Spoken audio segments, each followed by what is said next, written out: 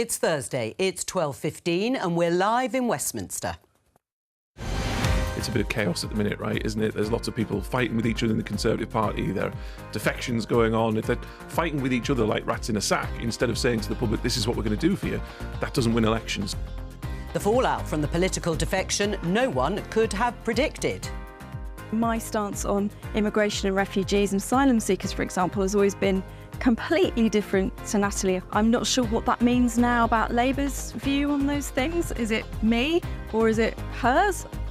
The former Home Secretary had this advice for the Prime Minister on Sunday. He needs to take us out of the European Convention on Human Rights. That's how you actually send the message that he's serious about stopping the vote. But Shami Chakrabarti says we need human rights laws more than ever.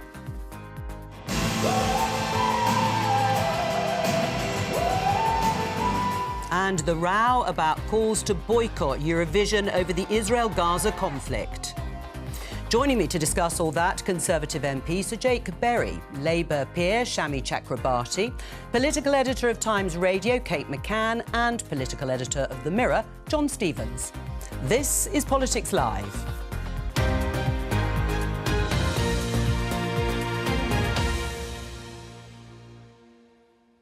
Let's start the programme with this story, an article penned by Conservative MP Ian Duncan-Smith. The Telegraph headline, "Dangerous cyclists are a lawless menace. Parliament must act or I fear the growing number of electric bikes will only see more pedestrians killed." He isn't just talking about electric bikes, and he does cite a number of cases where pedestrians have been killed by cyclists and saying it's very difficult to prosecute. He would like an amendment to the Criminal Justice Bill for a new offence causing death by careless, dangerous or inconsiderate cycling. Should the law be changed? Well, I actually agree with him. I mean, I'm a multi-road user. I cycle, I drive and I do a lot of walking as well. And I do think particularly these electric bikes, they're dangerous, they're relatively new. It seems like a reasonable updating of the current law. There are laws already to tackle people who cycle dangerously. I don't know the last time someone was prosecuted for drunk in charge of a bicycle, but that is a specific offence. Look, the way people get around is changing, and it's right that the law sort of keeps up to date with that. So I think Ian's definitely got a point. Do you think he's right? I mean, the article does detail how hard it is to get a prosecution in these cases, but does the law need to be changed? I think he may have a point. I've read the article, I haven't done tons of independent research, but I don't think he would be one for unnecessary legislation, but there does appear to be a gap. Manslaughter is at one end of the spectrum, yes, and not everyone is drunk who's causing a problem. We want more people to be cycling, but we want them to be responsible, right? But isn't that part of the point, though, because this cycling revolution we've seen in our major cities, it's something we should all celebrate. It's a huge success. Yes. But if the law hasn't kept up to date, I think Shami's right that this is something Parliament should be looking at in both houses. But sharing streets is sometimes a dangerous thing, potentially, with bikes on the streets and sometimes on the pavements too. But as you say, we want to encourage more people to have a healthy lifestyle. What do you think about changing the law? Yeah, I mean, I think Ian Duncan-Smith is right. There is a gap here, and it is that legislation just hasn't kept up with the way that people are living their lives. And I think it's not just about electric bikes, but that is it's a really worthwhile thing to highlight here, because I cycle in London, and often people on electric bikes will cut you up on a cycle lane. They will cut across you at a junction. They are often... On the pavement? Often on the pavement. And that, Ian Duncan-Smith says particularly, there was an incident outside a school where children were waiting to get into the school and someone on an electric bike had almost knocked some kids over. And that's clearly not something that should be allowed to happen. So, yeah, I think he probably does have a point here, but that bill already has a fair amount of stuff in it. So everybody's adding amendments all the time. Do you think it'll get anywhere? Well, I think I'm generally quite sympathetic to cyclists. I quite often cycle into work, but there are quite a lot of plonkers who also cycle around, and a lot of them are people on these rental bikes that some of them now do have electric power in them. That I think if it's not your bike, for some reason people, not only do they leave them on roads and pavements blocking places, they do seem to be a bit more careless when it's not their own bike. Yesterday when I was walking to work, I mean, admittedly I was walking on a pavement glued to my mobile phone, not looking where I was going. Everyone's glued to their mobile. But then a cyclist on one of these bikes came the other way, it almost knocked me over and then had the cheek to swear at me. And I just thought, well, you're the who should be not on the road user, pavement. but I think what's quite interesting, this probably won't become law because this bill is a bit of a Christmas tree, and the government will. There's all sorts of pet projects hung onto it, and the government will resist it.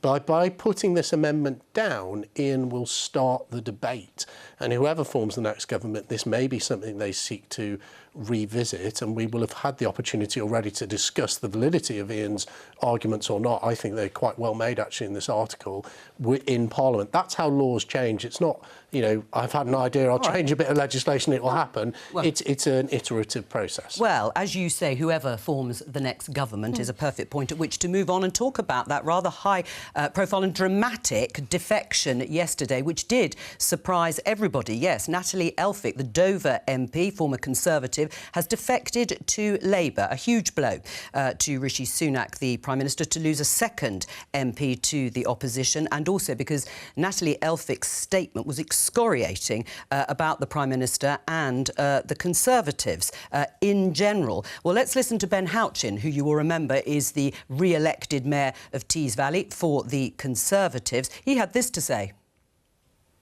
Of people who are involved in the problems with the Conservative Party. I mean, it's a bit of chaos at the minute, right? Isn't it? There's lots of people fighting with each other in the Conservative Party. There are defections going on, and ultimately the public do not vote for parties who are not united and are not presenting a united front, and also aren't talking to the public. If they're fighting with each other like rats in a sack, instead of saying to the public, this is what we're going to do for you, that doesn't win elections. So obviously it ultimately lies with Rishi, but there are lots of people who need to get their act together, stop messing about and start talking to the public about what they can offer them rather than just fighting with each other. Ben Houchin saying that Conservatives are fighting like rats in a sack. Well, that's certainly what the electorate think.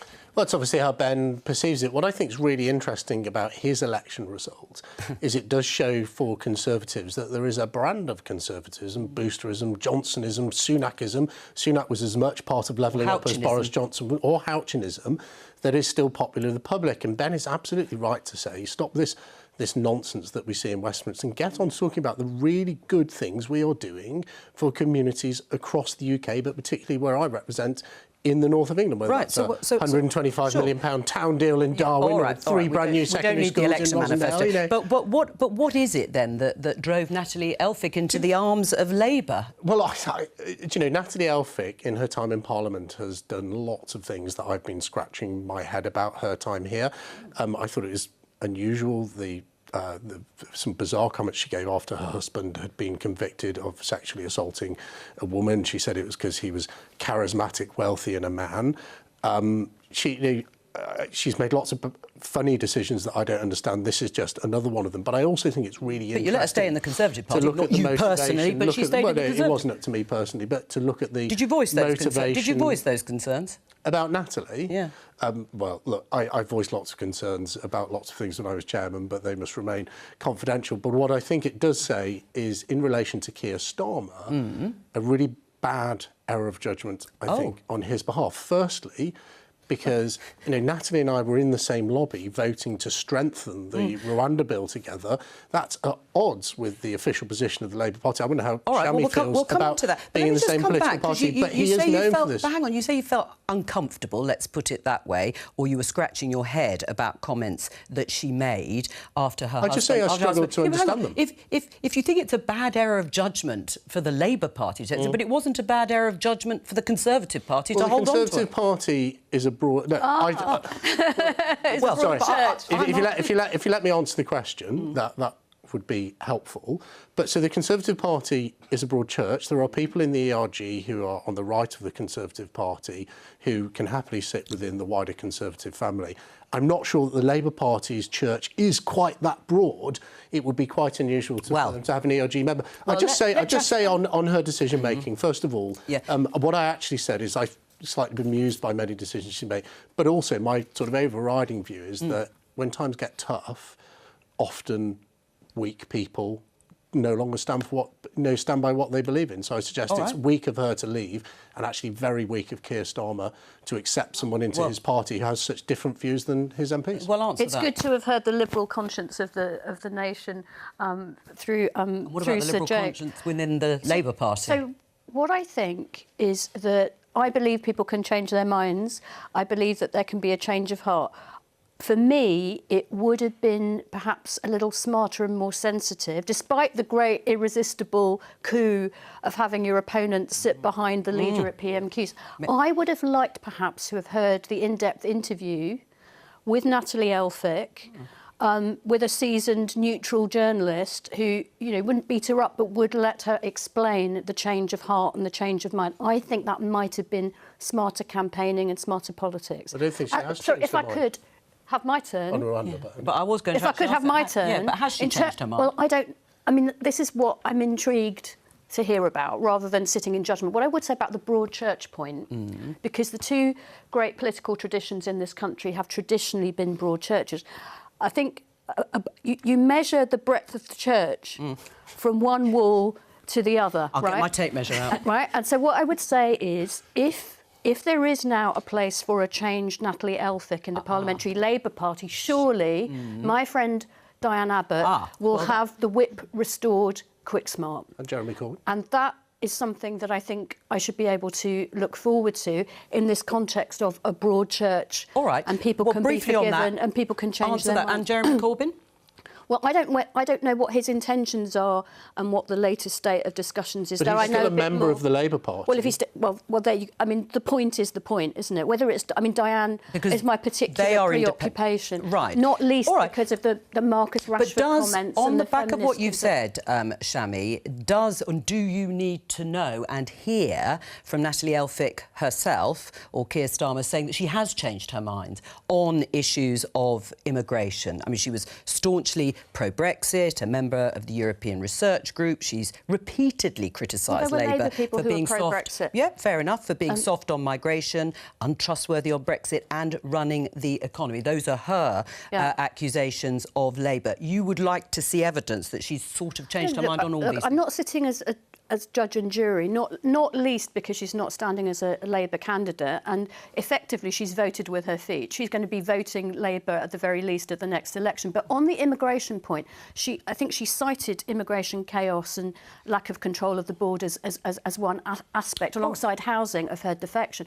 So does she now realise, for example, that the Stop the Boats stunt is doing nothing to stop the boats? It's actually just stopping the courts and part of a journey to take us out of the European Convention. Has she changed her mind? Has she sat down, for example, with Keir Starmer's advisors? What is the journey? I'm intrigued. I'm interested. But you'd like to see an interview along those lines. Wouldn't you? Wouldn't you like to do the interview? I'd love to do the interview. In fact, we could all do the interview, couldn't we? I mean, listening to this, were there reservations, Kate, within the Labour Party before this happened? Yeah, there were reservations. The Chief Whip expressed concern, in fact. There was only a very small number of people who were aware that this was going to happen before it officially happened.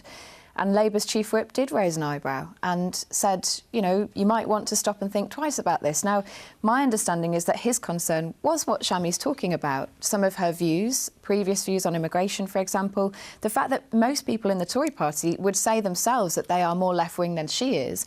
I think Labour's calculation here was that they could explain that away, and actually it gives them an opportunity to say, well, look, if somebody like Natalie Elphicke is willing to join Labour, then this is an opportunity for others to think about it. But what I would say is the thing that they didn't calculate, and the politics of this that they didn't appreciate, is that there are lots of MPs within Labour who are deeply, deeply uncomfortable about things she has previously said about her husband, and actually about how she got that seat. Right. As you say, it was messy. Let's put it like that. And we'll go into some of the comments that she actually made in just a moment. But actually, those who are unhappy or have some level of unease include the former Labour leader Neil Kinnock, who was speaking to Radio 4's The Week in Westminster programme. This is what he said about Natalie Elphicke's defection. I think we've got to be choosy to a degree about who we allow to join our party, because it's a very broad church, but churches have walls, and there are limits. There are limits, says Neil Kinnock. On the other hand, it is a coup, isn't it, for the Labour Party, to use Shami's words. Were you surprised by the level of unease that's been expressed? I was surprised that she was defecting to Labour. I mean, I must admit, yesterday, just before Prime Minister's questions, when got a message tipping me off that she was crossing the floor, my immediate response was to aware that I was surprised that she was going to the Labour Party. I think, though, for Keir Starmer, you can see the calculation that they've made. They realise that to win the election, you have to win over former Conservative voters. And having someone like Natalie Alford saying, I was a Conservative MP for quite a few years, and I've decided that Rishi Sunak is failing on issues like stopping the boats, and I think that is something quite helpful. As much as I'm surprised, actually, on Rwanda, when we were talking about how she changed her mind on Rwanda, actually, at the end of last year, when you were all doing your 5 families stuff, she did say that she thought the Rwanda scheme was failed and that the government did need to move on to other options, such as tackling the gangs and speaking with the French. But I think there is something that is still remaining that lots within the Labour Party do want an explanation on, and that is, as Kate says, those comments about her husband. There's time for that. There's time for that. So let's have this interview. Do you think there'll be questions about the advisor role that she has been allegedly offered by the Labour Party? Because that's much more long-term than... Well, actually, so you've raised it. Obviously, would that be acceptable if she's been offered an advisory role on housing, which was the other thing she cited in her statement, her defection statement?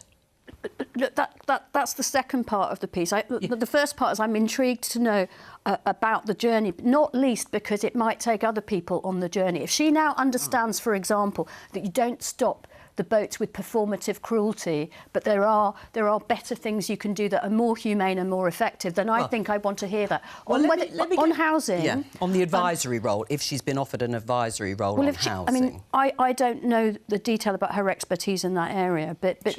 She was a very well-regarded housing lawyer before she came to Parliament. Yes. But it's just the sort of feeling of that, she's been slightly bought off, I think. Bought off with an unpaid job. Come on, you don't really think she's defecting just because Labour said you might be able to help with housing policies some way along the line, do you? Well, you never know where these unpaid roles lead to, do they? OK, fine. I mean, look, you're almost doing what I would expect you to do, which is you're displaying hurt feelings about someone who's defected from your party. But I don't see any suggestion that she's standing for Parliament, that she's got a paid job. She is disappointed in Rishi Sunak. She is not alone. It is right that we welcome people who are disappointed, but I think it would be good now to hear more from her about her values and how they sit, not just with mine, but with millions of other people in the Labour movement. Right, but to go back to the issue of Rwanda and stop the boats, I mean, John is right. Actually, when you drill down in terms of what she said and what she's done, she did back the bill, whipped, obviously, to do so. But let me just finish. Hang on. Let me just finish. Thank you, Sammy. Let me just finish on the basis that in her statement, again, what she says very clearly is she believes the Labour leader has a more compelling vision in terms of stopping the boats than Rishi Sunak. So I think what she said in the statement, because you read out earlier, is that the approach to the government isn't tough enough on immigration, I think was the language she used. And also on the Rwanda bill, I mean, correct me if I'm wrong, but I had thought that she was in the same lobby as me. Rwanda was doomed. Voting to toughen up the legislation. Yeah. So I just think it's really... I mean, look, we know Keir Starmer changes his mind about things. He campaigned twice to make Jeremy Corbyn the Prime Minister. He was in favour of nationalisation. Now apparently he's not, except for the railways. We know he sort of takes any position on anything in a desperate attempt to gain power. I just think it's really interesting. If our approach isn't tough enough, she's now joined the Labour Party. Apparently, if they have a plan, which I haven't seen if they have one. I know they keep saying they have a plan, but I haven't seen it. All right. It'd be really interesting to know if that plan is tougher than Rwanda, which appears to be what she was demanding. Maybe that it works. Or that it works might be tough, right? John, any talk of any further defections? Let's just show your exclusive. Labour has already begun conversations with the next Tory MPs who could cross the floor. Is this going to happen on a regular basis? So they've definitely started conversations, but yesterday people in Labour saying they were at a very early stage. And if something happens, it may be another 1 or 2 people. It's not going to be a flood of people. I mean, someone joked to me that we're certainly not going to see someone popping up next Wednesday again, that they have started speaking to people, but it's very, very early stages. Right, you're smiling. Well, I just say... You're not one of them, let's see are you, what Jake? happens. No, I'm not. I'm a Conservative and I would never leave my party. But really interesting. Let's see what your prediction comes to, because if it does happen next Wednesday... I don't. No, it definitely won't happen. It definitely won't. OK, well, we'll see. I'm very clear on my prediction. I'm very pleased to hear that. Right. I mean, I said I would mention the comments, Kate, because some people have questioned whether an MP who, after her ex-husband's conviction for sexual assault, was reported to have said being attractive and attracted to women, which you also said, Jay, have made him an easy target, and this was in the trial, should be welcomed in the Labour Party. Will it, in the end, be a net positive or negative for the Labour Party to have this defection? I suspect, actually, it just won't matter. I mean, if you look at the most recent polling today, Labour is 30 points ahead in the polls. I mean, there's very little... Yes, polls will narrow, but there's very little that's really going to shift that opinion at this point. But I think that is also why some in the Labour Party are questioning, well, did you actually need to do this? I mean, there is ambiguity there around... comments she made about Charlie Elphicke. There's ambiguity around her views on immigration and whether or not she's actually changed them. I think with Dan Poulter, he works in the NHS. He was, of course, the other Tory who defected. Works in the NHS, had quite a strong message to sell there. There was a real story to tell. There was a story. And he had done work during the pandemic on vaccine patents and so on that... I mean, I was campaigning alongside him. The problem here is that isn't quite so clear. And when you have another element to this story, which, again, is about how did she win the seat and her previous comments, it becomes muddy. That said, I think on both sides, actually, Tory MPs say it doesn't matter. Labour MPs are probably saying the same. Right. I mean, it is about morale, though, isn't it, on both sides, in terms of whether they view this defection positively or negatively. What do you think it will be for the Labour Party after this? I think probably within Westminster morale, it's not been particularly helpful. That I think that there are a lot of Labour backbenchers who aren't delighted about this, who have got questions about this, who might be slightly baffled. I think the key thing for Labour, though, is what does it do to the morale of the country and their thoughts about the Labour Party. And I think a lot of people in the country who aren't wise enough to tune into Politics Live, who aren't being wise enough to read all the things I write or that Kate puts on the radio, that a lot of them will have just heard a couple of sentences on a news bulletin, on a radio station playing music, which is just... Tory MP defects to Labour and says Rishi Sunak is failing to deal with immigration. I repeat, let's take the opportunity and give the whip back to Diane Abbott. The broad church is complete. Yes, and Kate Osamor's had the whip restored equally to the Labour whip. This story in BBC News, Jake, Nadeem Zahawi, former Chancellor, to stand down as Tory MP at election. Your reaction? Well, I'm very sorry to see Nadeem go. Surprised? Not particularly surprised, because he, like me, has been in politics since 2010, and 14 years is a long time to do any job. I'm sorry to see him go. He's a charming, charismatic, good friend, and I think Parliament will be the poorer to not have him in it and not have his life experience. Let's not forget that he came to this country as a refugee, unable to speak English, has had an extraordinary life story, hugely successful in business and politics, and I think we need more people like Nadeem Zahawi in Parliament, not fewer. Right, why are so many Conservatives standing down? I mean, I think it's the 104th overall, but the 64th Conservative. I mean, that is a significant number. It is a significant number. I go back, we've been in power for 14 years. That's a long time. I talk to colleagues like Nadeem and other colleagues who are stepping down. A lot of them are saying, I haven't seen much of my family for a very long time. I can tell you I've got 3 kids. It is really difficult. You are standing at the next election? I'm 100%. I'm standing. But, it's really difficult. You spend... a lot of time away from your family, either in London or in in your constituency, and I just think that has a massive toll on people's lives, and that's why I'm not surprised that so many are stepping down after such a long period. Or is it sort of have the end of an era feel about it, this election for Conservatives? Yeah, hugely. I was talking to an MP yesterday who is, as Jake is, standing again. And he was saying, I don't know what my role is going to be. Am I going to sit on the back benches and try and argue about the future of the Tory party? Am I going to try and chair a select committee, but nobody's really going to listen to me? Or do I try and think about other projects elsewhere and sit it out for the next couple of years until the Tories are, an election-winning force again? I mean, that's obviously his hope. I think there is a bit of soul-searching going on, and that's part of the reason that you're seeing this conversation about Well, Suella Braverman saying we need to do this, that and the other, and John Hayes saying we need Suella Braverman back in the cabinet. It's this tussle over what is conservatism. Yep. And, you know, that's probably going to go on way past the next election. But there's going to be a battle for the soul of the British Conservative Party after the next election, and it's not just of interest to Conservatives. Well, let's talk about one of those battles in terms of human rights. The Guardian headline here, this is your book and this is your article, The Big Idea, Why We Need Human Rights Now More Than Ever. In an age of climate crisis and AI, equal treatment is nothing less than essential. Why have you written this book? Because people aren't just debating this or that policy and whether it violates human rights anymore. People are debating whether we should have them at all. Now, I never thought that would be the case 30 years ago when I became a lawyer, but that is where we're at now, with people like Suella Braverman and even Rishi Sunak intimating the possibility of pulling out of the Strasbourg court. That would mean the Council of Europe. That's Churchill's legacy. I return to my previous point. This is a bipartisan post-war tradition that some people in Sir Jake's party are now planning to trash. And so I seek in this book to inform the debate, to talk a little bit about the history of human rights, not just after World War II, but throughout history, to suggest that it is universal, that it is essential, and then to maybe apply some of these human rights principles to the challenges of the age. Tech and AI, war and peace, and climate emergency. Right, and Jake, you wrote this in December in the House magazine, leaving the European Convention on Human Rights would be good for Britain, diametrically opposed to what Shami Chakrabarti believes. Well, I'm not quite diametrically opposed, because I read Shami's article. I thought it was a really good article. Actually, I agreed with virtually everything. I think you put in there that human rights need updating, they need to be ready for the modern day challenge.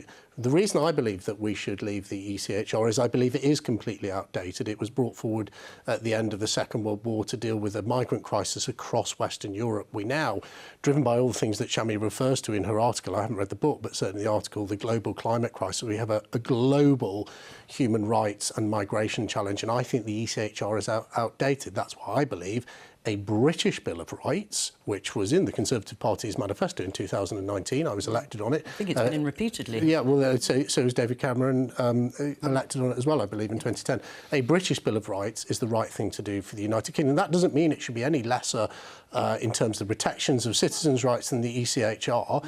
I would like to see more rights in there. I've written, not least in that article, saying the first thing I would like to see in a British Bill of Rights is the fact that we should have universal access to free healthcare, because I think the NHS is almost, or it should be, a human right in Great Britain. Right, what's wrong with that, Shami? Well, so it's very interesting, because as a point of information, the previous iterations of the Conservative policy for a British Bill of Rights did not involve pulling out of the ECHR.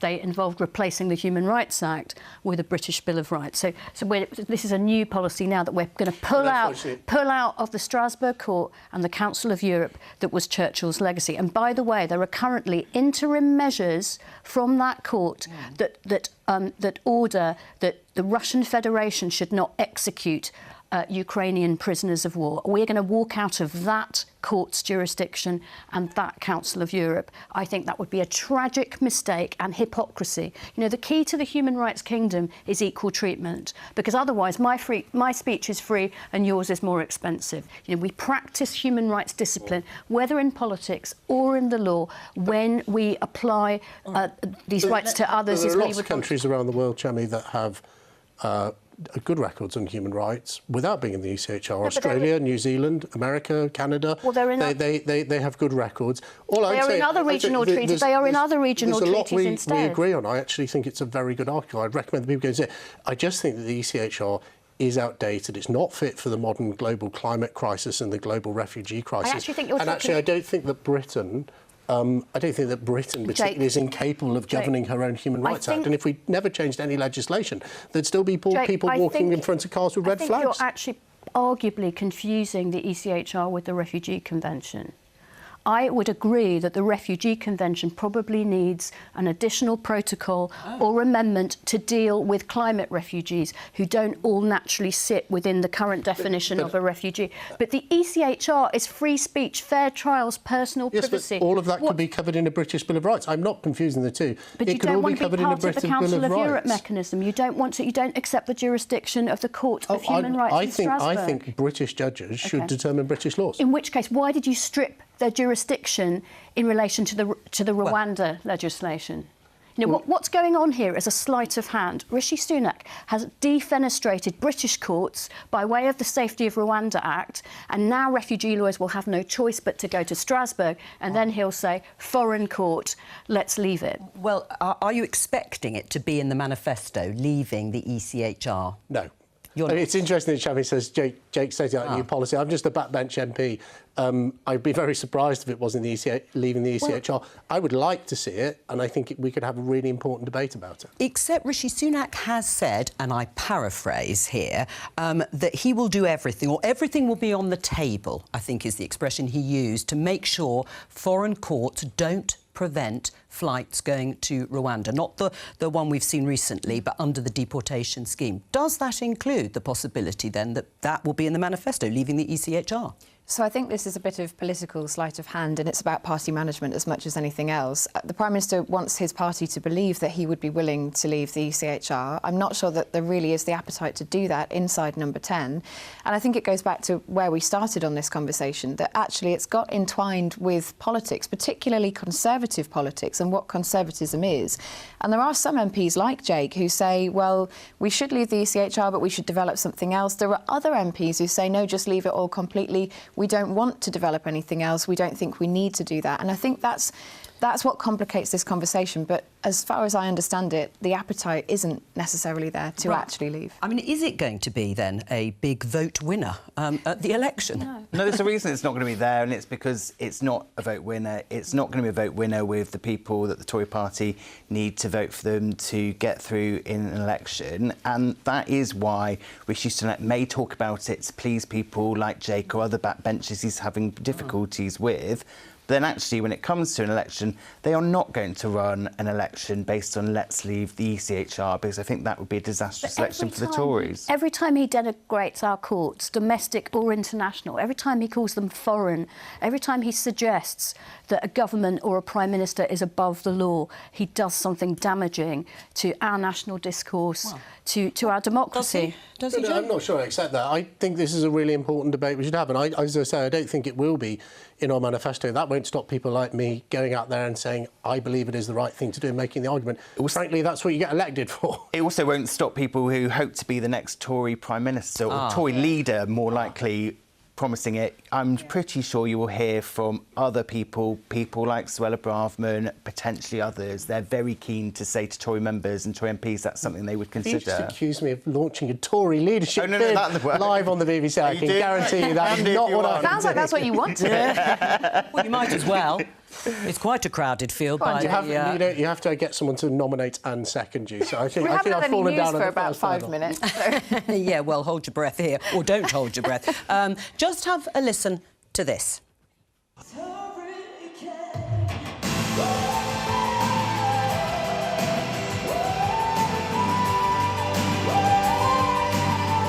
Now, that is a clip of the Israeli entry. You heard a bit of it in the headlines too. The Israeli entry to the Eurovision Song Contest. It's prompted some protests that Israel is there because they're calling for boycotting the Israeli entry and Israel being part of the Eurovision Song Contest. So protesters there.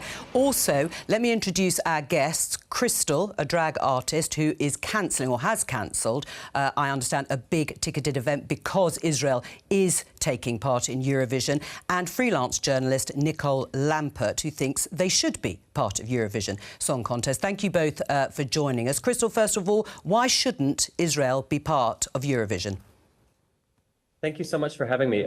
Yes, you know, I think the claims that the EBU are making that Eurovision is a non-political event are really a non-starter for me. Eurovision has and always will be intrinsically tied to politics, and we've seen that with Russia being justifiably kicked out of the competition in 2022 when they invaded Ukraine, and when Ukraine won in the year that they were invaded as well. You know, politics are intrinsically linked. What we're seeing in Palestine is horrible to witness, and I think is, you know, justification alone for the removal of Israel from the competition. And we're seeing calls from multiple countries, thousands of artists signing letters asking for Israel to be removed. And because that hasn't happened, unfortunately, we've decided to join a boycott. Nicole? Hi, thank you for having me. You're welcome. I find it quite ironic that the West LGBTQ plus community is marching in lockstep with Iran and its proxy Hamas. Iran and Hamas both ban gays and treat women abominably. So that is part of the reason why I think it's, you know, there's this kind of irony that they are together. If we come on to Russia and Ukraine, then in this, if we're going to kind of equate this in any way, then Israel is like Ukraine. Israel was the one that was invaded by Hamas. 1,200 people were killed. And as I'm sure you all know, there's still 130 Israelis still being kept hostage in Gaza. What we're seeing in Gaza is horrendous. This is the fault of Hamas, which started this war and which also hides beneath its own civilians and uses them as human shields and hides in tunnels. Crystal? You know, I would just go back to Nicole's first point, which is just real textbook pinkwashing. I refuse as a queer person to let my beloved cultural institutions be used as cover for genocide. And the idea that Palestinian queer rights in Palestine or women's rights in Palestine are going to emerge from a bombing campaign is really laughable. You know, those issues need to come from Palestinians themselves, and I think it's disingenuous to say that, you know, queer rights matter more than the lives of babies who are being bombed right now. You know, my queer politics do not put life over the ability for same-sex marriage, for example. And I think those calls it's really just pinkwashing at its finest, and I don't want to see Eurovision being used in that regard. Nicole? Well, I mean, Eurovision is for everybody, and it's obviously not just for the gay community. This idea of pinkwashing is laughable, and it's just a kind of way of attacking Israel for anything good that it does. It's the same with eco-washing, because Israel is at the kind of forefront of the kind of ecological things that will make our planet better. It's the same for Israel's feminism, which is known as colonial feminism, and it's a really good way of ignoring what does go on in many of these countries, including in the Palestinian territories. Of course, as I said, what's going on is horrific. I certainly would like the war to be over as soon as possible. I'd like the hostages returned. And I wish that there wasn't anyone being killed. That this is not the fault of Israel. This is the fault of Hamas, which started this war. Right. Crystal, why should an Israeli contestant be excluded for the actions of the government in Israel?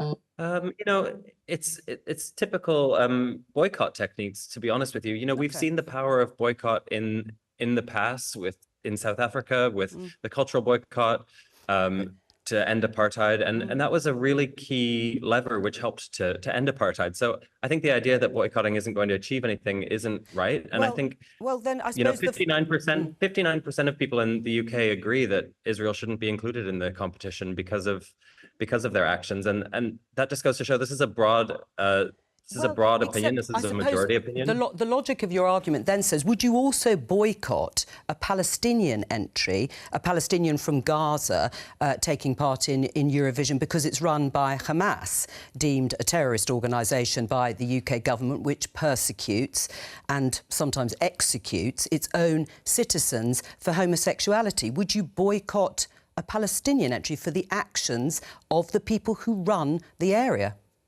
Well, I think that's a hypothetical that doesn't exist, sadly, because the Palestinian people don't have a voice. They don't have the ability to participate. But what would the answer be? The logic of what you're saying is that you should take action.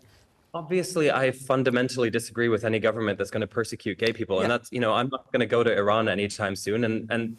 So, yes, you know, would I necessarily feel safe? I don't know. But as I say, my politics of queer liberation do not take priority over the right to life. OK, well, Nicole, conversely, what is wrong with the sort of action being taken by Crystal and calls for a boycott in Eurovision? It's a great platform to express strongly and sincerely held views. Well, I mean, there is a history, obviously, of Jewish people being boycotted, and that is one of the problems. And of course, the other thing is that we in Europe and in this country, we are Israel's allies. So why would we want to boycott our own ally for striking back at a terrorist attack? It doesn't make any sense unless you are someone who has been taken in by this propaganda being spread by Iran and Hamas and Russia to disrupt this kind of Western alliance. But they are our allies. Well, have you been taken in, Crystal, very briefly? I would just say it's not propaganda to say that over 35,000 people have been killed, and most of them are women and children. That isn't a propaganda, and it's a tragedy, and it needs to end. It has to end. Those figures are literally Hamas figures. Like, you know, no one knows, and even they say they don't know. There's 11,000 names that they're not even sure that they are dead or what they are. I'm not denying 11,000 from that number. It's still a staggering number. It is a staggering number, and even if you took away that 15,000 that Israel said are terrorists, it's still a horrific number. This is a war that Hamas started, and it knew what the reaction would be. Like, what do? You don't strike the hornet's nest, do you? What did they think would happen? I'm going to leave you. Just finish your thought, Nicole, and then we'll leave it. I was just going to say, you know, Hamas, it deliberately wants its citizens dead. It doesn't care about Palestinians. It hasn't built a single safe room. In the tunnels, only Hamas people are allowed to go. All right, final word to Crystal, and then I will end it. But go on, Crystal, what do you say? You know, I just think what we're hearing right there is an argument for collective punishment, and we're seeing so many innocent people suffering from the actions of a few, and I don't believe that bombing campaigns of innocent people are going to lead to the end of Hamas or to do anything to end this conflict. All it's doing is causing more suffering. And I'm glad that we agree that the suffering is horrible. I fundamentally disagree with the approach. Thank you to both of you for that interesting discussion.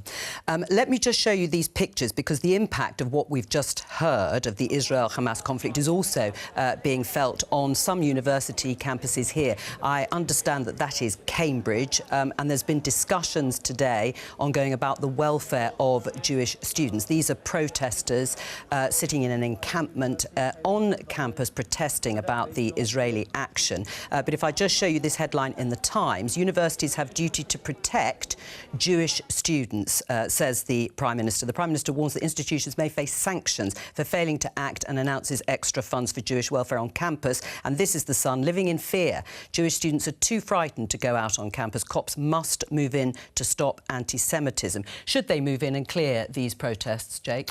No, I don't think so. I think that students should be free to protest. I mean, it's part of being a young person is often going out and protest. But I do think it's really important that there are limits on it, and I think this increase we've seen in anti-Semitic fear and violence against Jewish students is wrong.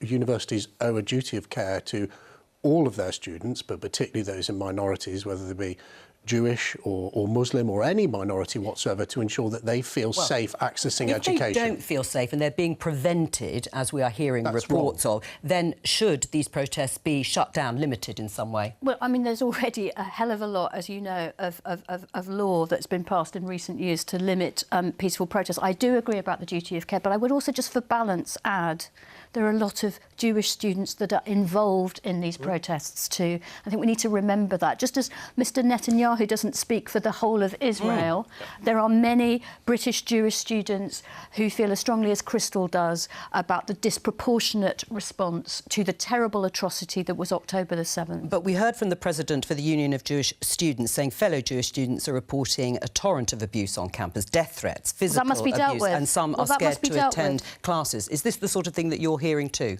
I think there's been a 200% increase on anti-Semitic incidents on campuses over the last year, which is clearly completely unacceptable.